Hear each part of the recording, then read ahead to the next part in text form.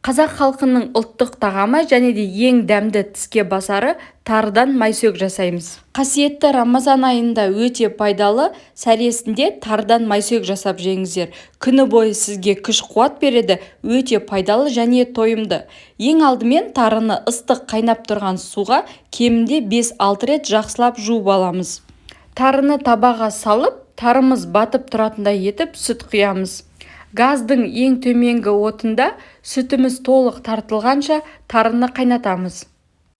Міне осылай сүт тартылғаннан соң тарының ортасын ашып, сары май және де дәміне қарай бал немесе қант қосамыз.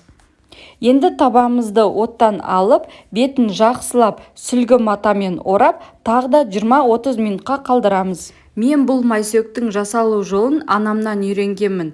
Бірақ әр өңірде бұл ұлттық тағамды әр қалай жасайды. Сіз қалай жасайсыз жасалу жолын?